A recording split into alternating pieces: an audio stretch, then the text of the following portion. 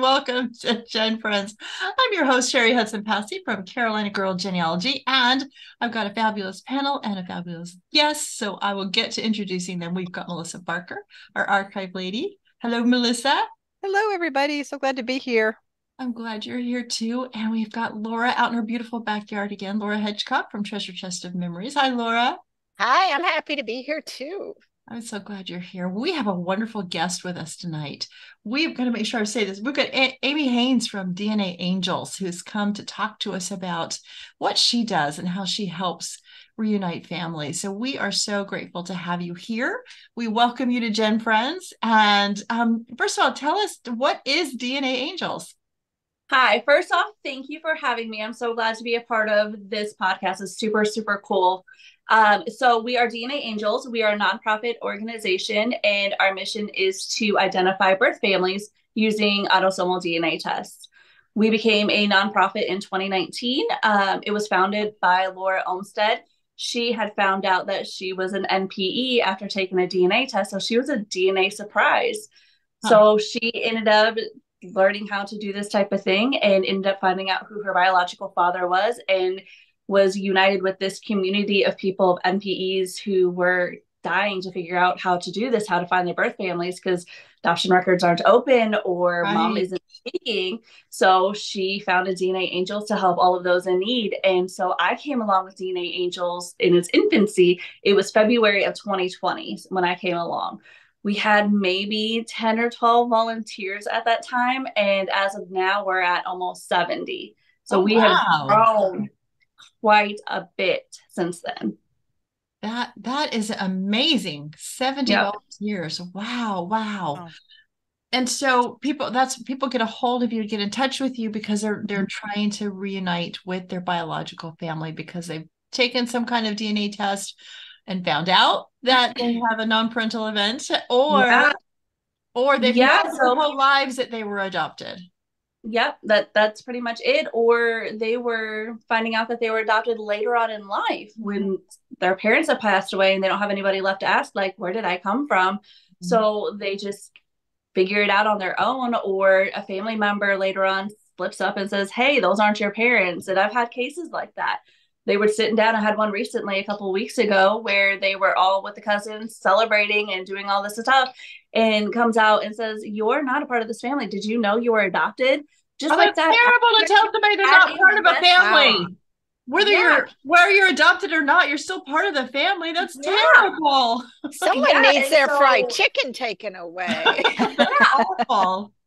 So my client was like, you're full of it. Like, I don't know what you're talking about. Mom is my mom. Dad is my dad. I don't know where you're coming up with this. You're just being mean. And so she did a DNA test. The next day she ordered it and it came back that it wasn't. And so she was like, who do I ask now?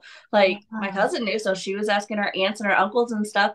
And they didn't give any information. Like, I don't know what you're talking about. I don't know what you're talking about. And it later came out that they swore to Mm. take this to the grave. Like, they were not supposed to tell her anything. Hmm. So we ended up finding out her biological parents, and they were actually both living. Oh, wow. Yeah. Wow, that's amazing. Wow. Go ahead, Laura. Yeah, it's just so interesting to me that, people used to think about, thinking in the 60s and 70s, they really did believe they could take secrets to their Hmm. grave. Hmm. Yes. And they never foresaw that their children could get surprised by this. You know what Yeah. I mean? So there's an irony in it for me, not so much that they wanted to keep secrets, but they were trying to protect their Absolutely. their kids. And Hmm. with DNA testing and things, that people, it can turn their world upside down.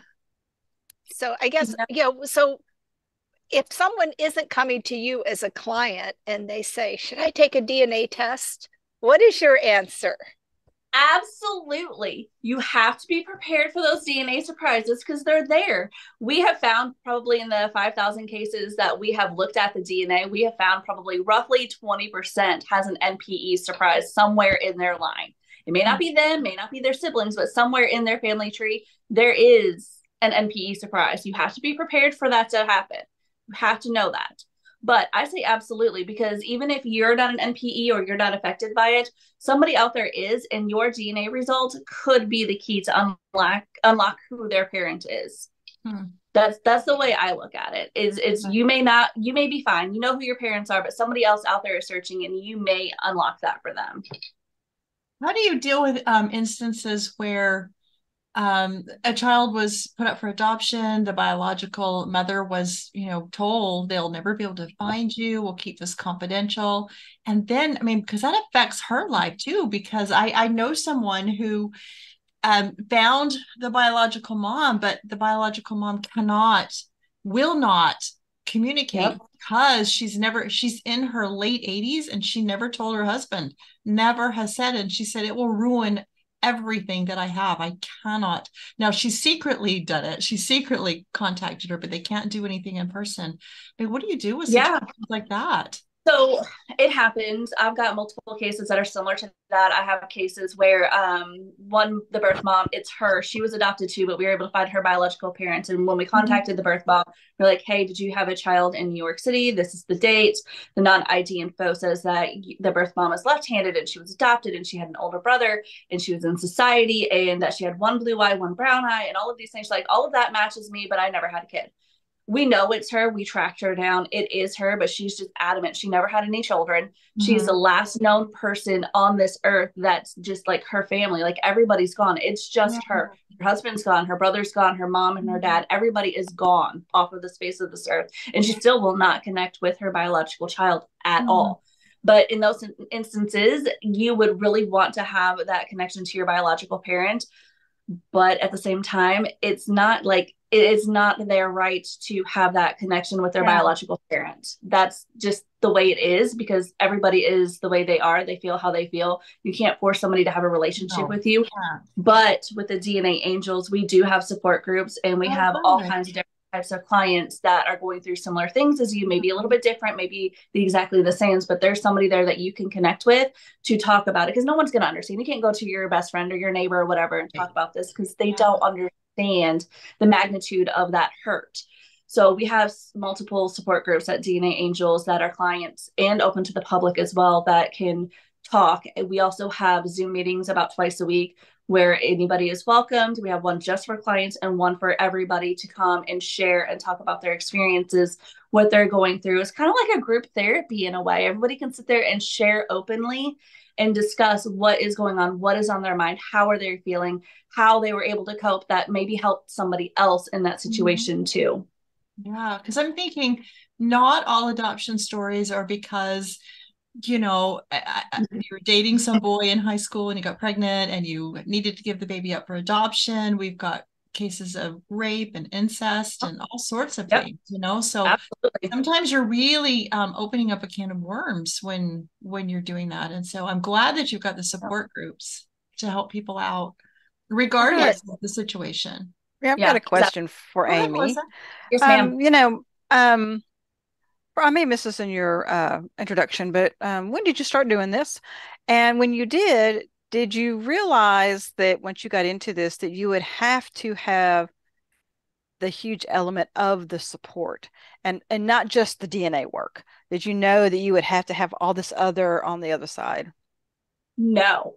So I fell into this. And I'm wanting you to tell this because I'm sure there's others out there that are just getting into this field, and they really need to understand that there is a lot more than just doing the DNA and telling people here, there's the results. Oh yeah, there's so much. The science behind it alone is just enormous. There's so much behind just the science of trying to figure this out, and it's math equations at that. You don't think about, you're finding a birth parent. It's going to involve math, but yeah, it does. So I got started in this right around 2015. My daughter had a weird medical condition going on and nobody knew what it was. Nobody had a clue. So me and my husband, we weren't sleeping. We were afraid that we would go to sleep and our daughter wouldn't be breathing anymore. So we ended up, the specialists aren't figuring this out. She's been in the hospital in and out multiple times. How are we going to figure this out? And about that time, 23andMe was really heavily advertising about how you can do a DNA test, and they're doing medical research and you can learn about your genetics and things like that. I was like, sign me up. We tested almost everybody in the family, like my mom, my grandma, like everybody, myself, my sister, my children, everybody tested. I have, I think, like 17 DNA kits that I manage right now of the family. Wow. And so we learned about genetics and how variants happen and how things pass down and what heterozygous means and homozygous means. We learned so many different things. And at that time, Apple had something called Apple University where you could download textbooks, like actual college textbooks. So we were downloading medical books and anything about genetics and just trying to immerse ourselves into everything that we could. And it was actually my husband. He's got to get credit. He found the disorder. And then when I was researching more about it, it like seemed to fit. It was like, I was checking all the boxes. This fits her to a T. Took her to her specialist. They ended up testing her 3 different times. It was positive each time. They sent her to Cincinnati Children's. They have tested her twice, and now she's officially diagnosed with a disorder called Ehlers-Danlos syndrome. And essentially what that is a connective tissue issue, and it causes things like it can do organ ruptures, your joints dislocate, you can fracture easy. There's a bunch of other things that are underneath that umbrella. And the main issue that we were freaking out about was a mast cell activation syndrome. So she goes into anaphylaxis for no reason. She's not allergic to anything, but she literally goes into anaphylaxis just because of it. Her face swells, she breaks out in hives, she turns purple, like every bit of it. Once we got her diagnosed, I was like, okay, well, I manage all these kids. This is a lot of money. What can I do with this? And then so I started to think about how DNA and that's passed down from families, because again, I was studying genetics and with my daughter trying to figure her out, I knew that her genetics came from my great-grandfather and beyond. And my great-grandfather was adopted. He never, ever wanted to know who his birth family was. And so he had passed away. And I was like, well, let's see if I can figure it out. And I figured it out. It took me a very long time, but I did figure it out. I was reading as much as I could about genetic genealogy, Blaine's book, and I was going on YouTube and trying to immerse myself in as much as I could. And back then, there wasn't a whole lot. I went to the libraries and tried to figure out things that I could. And eventually, I kind of learned how to put puzzle pieces together. And that's what it is. It's basically a puzzle piece. You take a DNA match and you see how many symptom organs they're matching you at, and you try to figure out what your goal is in that thing. So if I was trying to find my great-grandfather's biological parents, I knew I had to multiply this number X amount of times to try and get a average range of where that match would match my great-grandfather and how he would fit into their family tree. So by doing all of that and getting matches in there and talking to families and putting a puzzle together of these family lines of those DNA matches, I was able to land on the birth parents. Once you do that little puzzle, your case isn't finished. Like, you still have other things that you need to do. You need to see if there's any endogamy going on, because endogamy is going to mess your numbers up. If there's an incest issue, how do you find that? Laura says time out. Laura says time out. Just for listeners, yes, just for listeners, could you explain endogamy? Endogamy, yes. I know us three we know, but for the listeners, please. Yeah. So endogamy is usually with a cultural region or sometimes religions, like Jewish people. North Carolina has this issue. Puerto Rico has this issue. It's where people pretty much are marrying and having children with people of their same type of community. So the Jewish, they just procreate with each other, with people of their same religion. And it's such a small pool of people that they're all pretty much cousins to each other. Also in North Carolina, you have people that's lived there for 200 years that have not moved out of a single area in that area.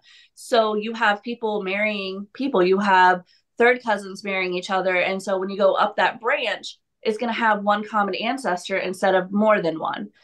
Puerto Rico, it's a small island. Nobody leaves. No new people's coming in.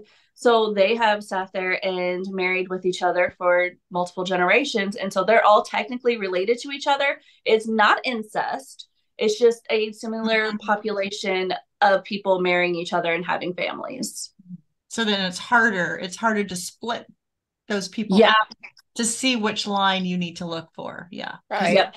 Yeah. And the centimorgan amount might also mislead you, because it would normally be indicative Like I have a friend that she's like, you want to see how many first cousins I have in my ancestry? And it's like over 1,000. And I'm like, I've got nobody before fourth. But it's endogamy. But it's endogamy that, Yeah. Yeah, and I just want to stress that it is not incest. People think endogamy is, oh my God, that's incest. That's terrible. Mm-hmm. It's not incest. It is just a community of people that have lived in the same area for multiple generations, and they just commingle. You could be marrying a fourth cousin, you don't know it, and it's still endogamy. You could have just whatever. It's just a distant relative that has gotten together over and over again. And like in my husband's family, he's got a family line that goes back to a Sealy line. And he's got another cousin on the other side that married into the Sealy line. So even though they weren't related so much, they married people that were related. And now there's that tree that goes back up to that one common ancestor again. Yeah. Thank you for explaining that. Yeah. Yeah. So I think it's really interesting. I know there's other charities that work just with adoptees. Yeah. But basically it's, anybody that just finds out that they don't know who their biological family is. They've never met them. Yep. And I think Cheri brought up a good point to you even at Roots Test. Like when people come to you, I know you do the support groups after, if they come to you and say that they were removed from their biological parents by Child Protective Services. Mm-hmm. Is there a different way that you kind of counsel them about what they're getting into? Are they adults and they get, they make their own decisions? How does all that work?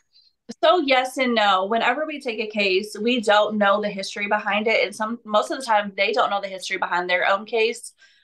We do try to rely on public records. So anybody that comes to us and we're trying to locate a biological family for them that's proven with DNA, we do pull a public record on that family. Not all counties and not all states have criminal records that are digitized, whether it be through the courthouses and you're getting a criminal record or through the newspapers trying to get a criminal record. We try to give them anything and keep them as informed as we possibly can. I did find a very lengthy court record for somebody, and I gave her a heads up. Hey, you do whatever you feel you need to, but I need you to be informed about what I have found. And I sent her everything. And I mean, it was like 50 plus criminal records. It was things like battery, assault against a police officer, throwing a missile in an occupied building. Like these were major things. And I gave her all of that information. I still gave her his Facebook page and his phone number and his address, and gave him all of this family information along with that documentation of what kind of person he was. And she made the informed decision. Okay, thank you for giving all of this, but I'm going to urge on the side of caution. Mm-hmm. I see who he is, and I am content with not reaching out.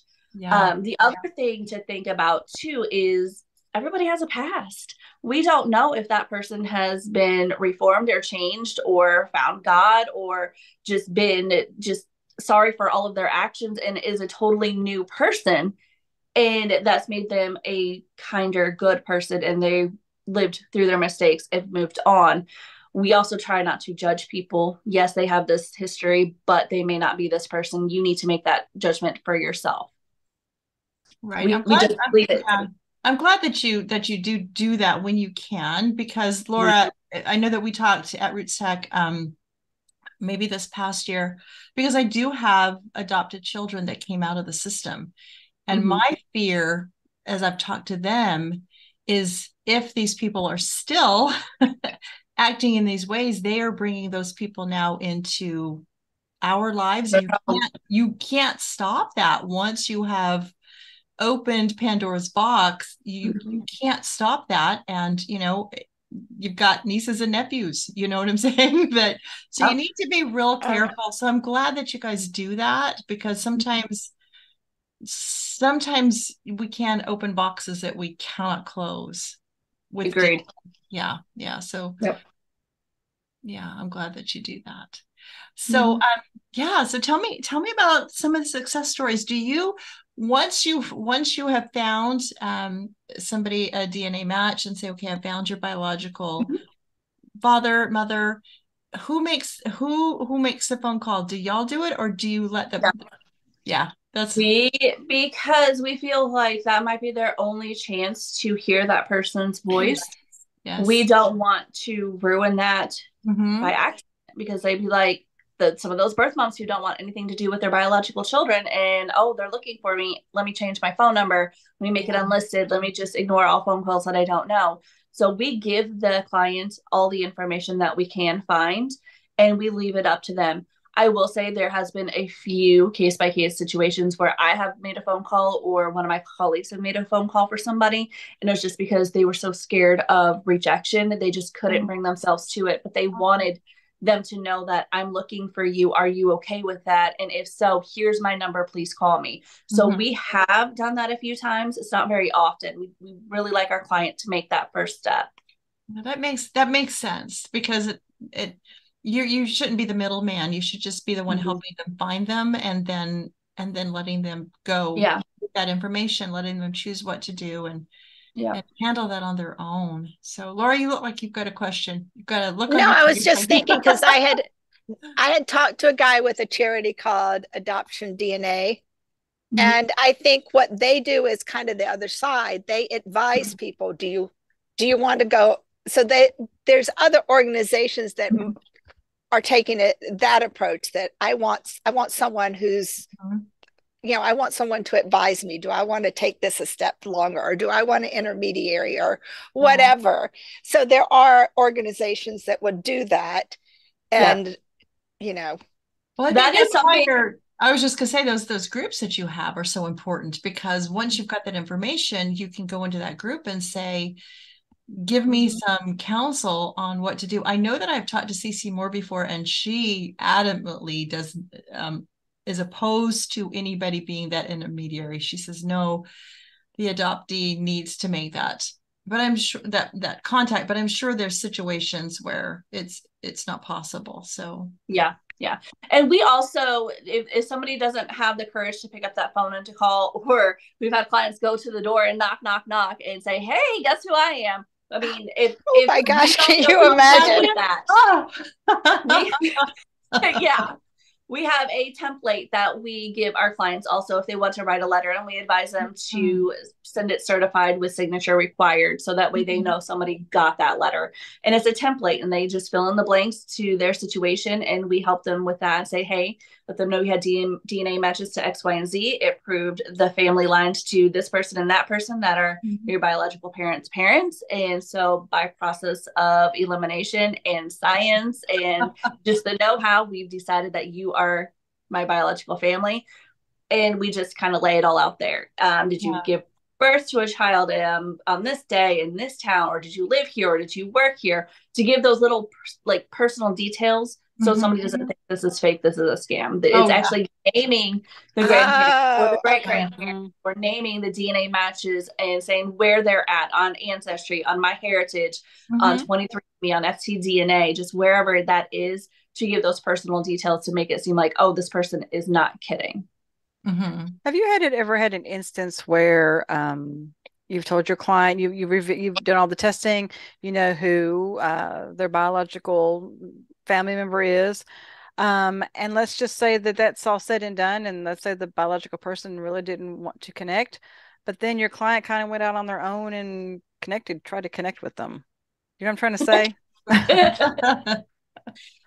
I mean, I'm sure you don't tell them don't do that, or, something will do something to you, but, I just wonder if that kind of happens. I've had clients contact people after I've told them these people were not their biological parents because the DNA didn't match. Or while I'm working a case. And so I work with cases within their own personal tree, so they own what we do afterwards. And I will do something called a floating line. So I'm adding branches of their family tree that's proven by DNA in their tree, but it's not attached to them. So you can't see it unless you search for it.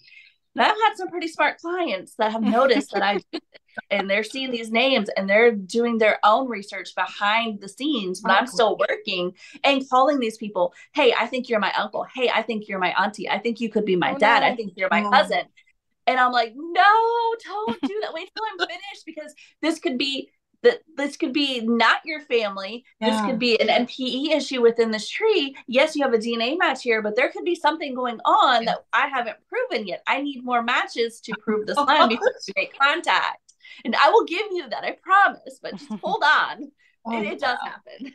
Oh, wow. I can't even. People are just so excited and they want so much to make that connection. And we had clients that are adamant mom gave them a name, and they come to us to find their biological parents, and we say, hey, you have no DNA match to this person's family. We've traced their tree. You have no DNA, but you have DNA to this Wrestler line and this Smith line and this Williams line. Somewhere you connect here, but it doesn't line up with this person that mom's name that gave you. Like, it doesn't line up. This person can't be your father. And I even had one where that father had this client listen in his obituary, left her an inheritance, and she was adamant that this is my dad. I don't care what you say. This is my dad. I'm like, I'm sorry, but he's not, have no DNA to him. He was a whole different ethnicity than what you are showing yourself, and what your DNA matches are showing, and what your biological family line actually is. I can prove them in this country like 50 years ago. This person is white and he's been here. He's Revolutionary War, like, ancestor. Like, I could prove way back then. It's not him. I'm sorry. Yeah. Just adamant. Nope, you're wrong. I'm like, okay, well, I'm glad you're at peace, and that's all we can do. Right, exactly. Just because just because mom names a dad doesn't mean she's naming the right person. She could be trying to protect herself or anybody else, because she doesn't know. Or she doesn't know because we don't know the circumstances of how mom got pregnant. Maybe trying to cover that. Yeah. So she may be trying to cover that. So she might not have been lying. Yeah, we don't know. She might not have lied. She just doesn't know. She was just wrong. That's why I always say, don't judge your mamas. Like, whatever your situation you're in as an NPE, don't judge your mamas. No. You don't know. You weren't there. We have no clue what the circumstances are. Maybe she doesn't honestly know. Don't be mad at her. We'll get to your truth. Just hold on. We'll get there. Don't be mad at your mama. That's the only mama you have. That's right. We've talked about that several times as we've covered some of the genealogy TV shows, where they'll say, oh, looks like this one was the daddy and mom was sneaking out. And we're like, we don't know mom was sneaking out. We have no idea how she got pregnant. It might not have been her choice, to get pregnant. So she might not have. There might not have been consent. Yeah. So you're right. We can't judge how that conception came to be. So. And regardless of if it was a beautiful conception or if it was something that was traumatic for your mom or whatever the case may be, whatever had happened at that point in time to result in you wouldn't be here if that didn't happen. Yeah. That's a point. That's a point. It's hard. It's hard when you It is hard. Yeah. So, and I got another question about actually the future of this type of research and this stuff, because from my standpoint, like I said, I told you before we even started recording that I'm the non-DNA person on the panel. But it seems to me, and time goes a lot faster the older I get, that this has really progressed very quickly. DNA research and air research, this kind of thing. And so I'm wondering, as we go into the future, what do you foresee for people like yourself who do this kind of work? And there are more and more of them coming on board. Do you think that we're going to be able to, what's the word I'm looking for? Make what you're just talking about, all the different issues with the adoptees and stuff, like you were talking about, making it more, I don't know, streamlined or more, I don't know what I'm trying to say. The DNA part is getting more and more sophisticated. Yeah, it is. But it's like the people who are finding out this information, it's getting a little more difficult. Yeah, emotions. People. Yeah, I guess that's what I'm talking about. Human emotions and all of the stuff that's, like you said, Cheri, that everybody thought was going to be secret for the rest of their lives. I just foresee maybe more work on that side of it too. I think there's a shift, not only in, I can't speak 100% from adoption point of view. I can just see what I've studied. I'm not adoptee. I'm not an adoptee. I'm not in that world. But just from my research, looking at the cases from long ago and from what's going on now, I feel like all of the adoptions back then, almost all of them were all closed adoptions. Yeah. We have a lot of open adoptions now. So that whole thing with the DNA, and I'm going to take this to my grave, it's a secret, da da da, I don't have to worry about it. I don't think it's so much as, oh, they're never going to find me kind of thing. The adoptions are more open, so there's more information giving to the children that are adopted. And they do now know, like, they're in this age of technology. They know that even if they don't have an open adoption, they don't have their original birth certificate, they don't have access to their non-ID information, these kids know they're going to be able to do a DNA test and they're going to be able to find their biological families. I have a case, a very recent case. She was, actually, it was not my case. It was one of my colleagues' case. I just did a TikTok on it. She had given up 2 children up for adoption. She did a DNA test and her kids were on there. They're under 18 and her kids matched her. They're just the initials, but she knows these are her children as a son and a daughter. And we were able to find the adoptive family. So she's got her biological children's family's information and she's not reaching out. She's leaving it be. She knows that she's on Ancestry. She knows that her kids are there. If they are ever curious, they can see that she's matching them as a parent on there. So they can reach out when they're ready to. Yeah. Especially if they're underage. Yeah. Especially if they're underage. Yeah. You don't want to do that. She says that she like made her choice. She's happy that she knows that they're alive, because you never know when you give a child up if they're something's happened to them. She knows they're alive. She knows that they're safe. She can see pictures of them, but she knows that that it's not her place to contact them to say, hey, I'm your biological mom. Yeah. She's waiting for them. That's very mature. That's yeah. She's coming in from a really good place. That's wonderful. Yeah. Do you think, this is kind of a out there question, but one of the things that they're looking at DNA is just more and more the ability to say what someone would have looked like. Oh, yeah. And so I just wonder if that would be a partial answer for some people who can't meet their biological mother, that getting a profile, that they're working on more and more accuracy of what that person may have looked like. And I love that, because they may be deceased, you know. Right. Parents may be deceased, so that would be wonderful. My heritage is ahead of the game on the whole AI thing with the family members and the photos and things.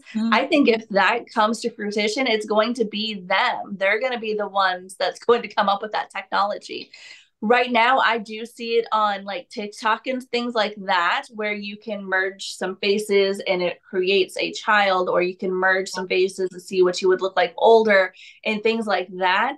I think it's insane how accurate some of these things are. I think it's scary how accurate these things are, but it's fascinating. Like, our technology has evolved so much, and at the same time I'm like, what's next? Like, I'm afraid to know what's next. But you know what, Laura, you brought up a good point, because even if you're not an adoptee, if you don't have any pictures of your ancestors, and you could do that through your DNA somehow, you know. Yeah, I remember one year at Roots Tech, CC Moore was talking about it being within a decade that we could do that back a couple of generations. So I was just thinking that, you know, people, whether that would make them feel, and I guess everybody's different, but there's always this big question for some of us. Yes. The unknowable keeps us up at night.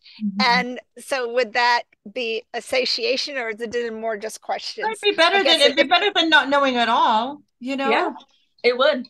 And I do see it, because if you think about how Ancestry itself has evolved with their DNA platform, they're already splitting your matches for you. You don't have to split them yourself. It's automatically splitting them. And I was like, there's no way it knows. There's no way. No, it knows. It's correct. It is spot on. It knows what parent 1 is and parent 2. Exactly. It is right on. Exactly. So there's no telling how it's going to continue to evolve. You're already getting your traits off of the DNA that you submitted. So now if they can get your traits and they're able to split your matches from parent 1 to parent 2, who's to say they can't already get that technology to split the traits, to say you got this from this side and you got this from this side and you got this from both sides. Right. So your grandma or your biological mom would have had blonde hair, blue eyes, probably about 5'6", that kind of thing. That would be amazing for somebody who didn't know anything at all and they could not make any kind of connection. They could visualize a picture of their biological parents based on those trait reports. Right. Yeah. I was talking to all of a sudden his name, Johnny Pearl, about when they're gonna, be able to do a Lazarus kit kind of thing, because I lost my parents before any DNA was out there, and you can only go a few generations back, and if I could start one generation and right now he said, like, to get, because they said we were talking about if I had mine and one parent, I could probably get do a Lazarus kit on the other one. Laura, explain Lazarus kit. She can probably explain it better, but basically it is that I have 50% of my mom's and 50% of my dad's DNA about.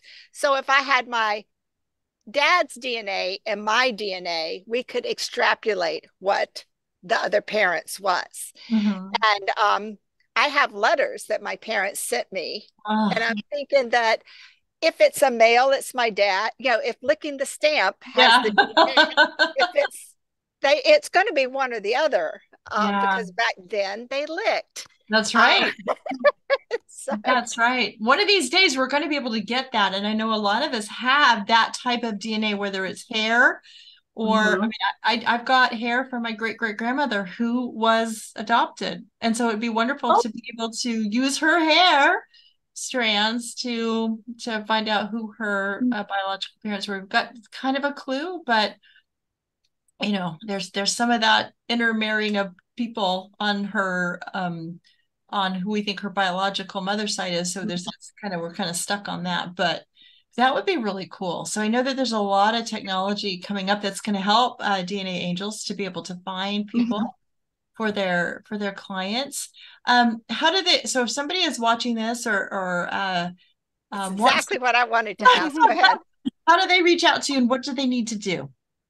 So you have to have an ancestry DNA test. That's what we use foremost. If you have done 23andMe and MyHeritage, that's a plus. That is a bonus. The more DNA, the more chances are you are to get a match that might be hiding somewhere else. We call it fishing in all the ponds. So an ancestry DNA test first and foremost. Anything else is just extra, and we will use that for sure. You go to DNAangels.org, or we're also on Facebook, DNAangels, and it's DNAngels. And you just go there and let them know that you're looking for a search angel or a genetic genealogist, and a screener comes on and introduces themselves and tells you about the process, and they'll gather access to your DNA into your tree. We don't need your login information for ancestry.com. There's ways that you could share your DNA in your tree to us, so that way we can work within your tree, and then when we're finished, we give that stuff back to you. We release our access back to you. But that's it. It's super easy. And this is totally free, right? It's totally free. We never charge to find a birth parent. If you are looking for a birth mother or a birth father, you should not be charged to find out who your family is. It just shouldn't. It's not ethical. But what if somebody wanted to say you've done great work for them, and then they want to make that available for someone else to pay it forward? Do you accept donations? We accept donations. We accept ancestry kit donations, or 23andMe or MyHeritage, because sometimes somebody needs to target test somebody and they can afford the test because they've already spent all their resources trying to find their own biological parents. So we have some kits on hand to send out to target test. So you're more than welcome to donate a DNA test to us, or to donate money, because we have multiple ancestry accounts that we pay for. We have newspapers.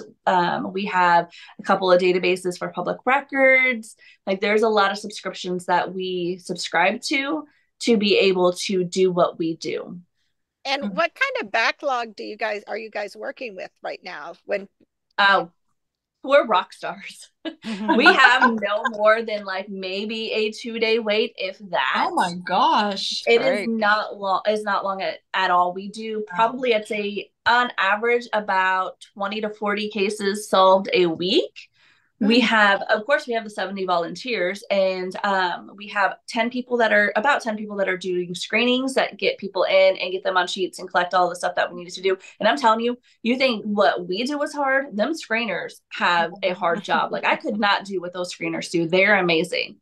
We have about 30 people that are either search angels or genetic genealogists. And then we have roughly 30-ish, 20-ish people that are our research team. So if we're working a case, we have them like, hey, I need contact information for this person and I can't find it. Can you find it? Or I'm looking for an obituary for this person. I'm busy doing the mapping of this tree. Can you do this while I'm doing this? And so we have a research team that's behind us that helps gather some information that helps the cases. We also have a training program. So anybody that you're getting in front of you working your case, they're trained and they've been vetted. It's not some random person that doesn't know what they're doing or they think they know what they're doing. We have got them trained, and we know that if they're doing a case, we're confident in those skills that they're doing a great job and doing what they should do. And if they have a question, because not everybody knows everything, if they need help, or like if I need help, we have each other to lean on. Hey, I can't figure out this line. Am I missing something? Can you double check this for me? Like we work as a team together. We are literally a family. That's wonderful. That's so cool. That's great. That's really cool. I've got one question about the screening. When you screen, are there times when you might think this person is not ready to do this? I mean, is that part of it, or do you ask them to go and get some counseling first, or you know what I mean? No, we don't. Anybody who has made that first step, we're here for them. And if they feel like they need somebody to talk to or they need help, we have some resources for counseling that we can send them the information on how to contact somebody that is proficient in NPE adoption type counseling, somebody that specializes in what they're going through. We have those resources to pass on to them. That's good. That's good. That really is good because I actually, it's so weird how I never thought about it. I know one person, she found out that it was her grandfather that was adopted, and her identity was 50% Irish, 50% Sicilian. And all of a sudden, she's got all this French, and she's like, I'm not who I thought I was. And this line really is this paper line isn't really my ancestors. And she no longer feels connected to that paper line that was what she thought she came from. And it's interesting that you mentioned the paper line. So that's something that differs from traditional genealogists and genetic genealogists. We don't rely on that paper trail. Like that has been drilled in your head. Every time you've done genealogy, get that paper trail, get that proof. You need that paper trail to prove everything. You can't do that with genetic genealogy. Yes, you're using those records to collaborate what you're doing, but you're relying on that DNA. That DNA is going to tell you the truth. So you have this birth certificate saying John Smith is the biological father, but you have no DNA. That paper record now is garbage. Like it means nothing. It's just a paper record. And now you have to use the DNA above that paper record to prove your line. And then you use the paper records to try to build out all of that stuff, but you rely on the DNA as fact and not so much the paper now. Do you know how long it took to wrap my head around that not all paper trails are truth and correct anymore? After all of those years doing genealogy, it took me a while to DNA is it. Like, do not follow the paper. You have to follow the DNA. Well, because you have lineage societies that have always, based everything on paper. And then you have people that are starting to come in through DNA, and there's going to be a circumstance when they both can't be right. Exactly. I think that honestly has been the biggest change in genealogy, is just the differences between the paper trail and the DNA. I think that's the biggest shift and change that there has been. True. But you do still need the paper to prove that two people were in the same place at the same time. You still have to rely on it. You still have to. Right. You don't have to use that paper trail. And it's funny because what you're talking about, the geographical like locations, use Google Maps. I will take their addresses off of, like, if they have it on their marriage record or a census record or a draft card, I will take that address and compare it to wherever I think the other birth parents was and see exactly how relative they were in proximity. And I will send that to my clients as well. When I'm giving them their whole spill, like, this is your biological parent and this is why X, Y, and Z, I try to include that too, so they can see a visualization of like where they were at the same time. How well does that work? I know, like, here in Detroit, they changed, I think it was in the 30s, they changed all the whole numbering systems for all the streets. I mean, how common is that? Or is a lot of times just Google Maps and that address it's working pretty good? It is. You can get around it. So if you have the exact address and it hasn't changed, you're good to go. But if you don't have the address or the numbers have changed, which happened in my own family line, we rely on the town. So, or the county or something like that. If we can't pinpoint it to the street because something has changed, it's just like, okay, well, they were in Hardin County, Kentucky together, or they were in Lucas County, Ohio together. And just like, we just leave it at that. Yeah. Sometimes I mean, that's, and it was. They don't have to live in the same block. Well, they don't even have to live in the same town, because it could be somebody visiting for traveling. Somebody traveling through, you know. We had a deacon who was the town contractor who had babies pretty much most of Texas. We actually just had one pop up like 3 weeks ago. She was in our support group and she's like, so I got a new half nephew. So you know what that Oh my goodness. Oh my God. Yeah, it's amazing work that you do. It's amazing. Yes, it is. Work. It really is. And that you do it for free, and that, you know, you believe that people should, if they desire and want to know whether they want to meet the person or not, they at least can have that information and know who their birth parents were. Yeah, I have one more. Yeah, go ahead. Kind of a relative race type question. Have you ever had anybody that just wants to know if they have siblings and doesn't really want the whole parental thing, but want to have a baggage-free kind of relationship just with the And I've had clients who wanted to know and didn't want to reach out to nobody, like, at all. They just wanted to know who they were, where they came from, their heritage, and then they were done with that. They did not want to reach out to their family whatsoever. Yeah. They said, I have great parents and I don't need anything else. I just want the answers to my questions because I may regret not knowing later. So I want to know them now, and I'm at peace with that. And I was like, that's great. That's how you feel. There's no wrong or right answers here. I'm happy to help you in whatever your journey leads you. Yeah, I do know a woman like that. She basically feels very much that her adopted parents are her parents. She has no curiosity, no desire. But when it comes to maybe siblings, there she might have some curiosity. Yeah. You know.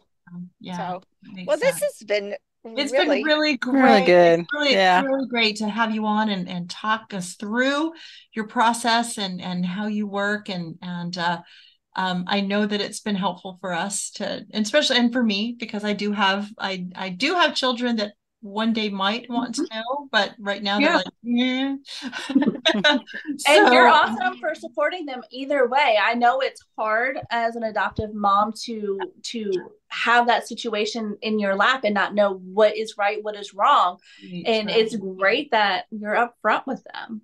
Yeah. Like that doesn't have to help. I would help them with whatever they decide to do. So this is an option I can give them too. So I appreciate We're here for you. Yeah, I appreciate you being on, and we will have the links to your site and your Facebook page and all that on our on the blog post and on the YouTube video. And we thank you for being with us tonight. And we're looking forward to any questions that anybody might leave there, and we'll pass them on to you. And with that, we will see you next time on GenFriends. Thank you. You're so Bye, everybody. Bye, everybody. Bye.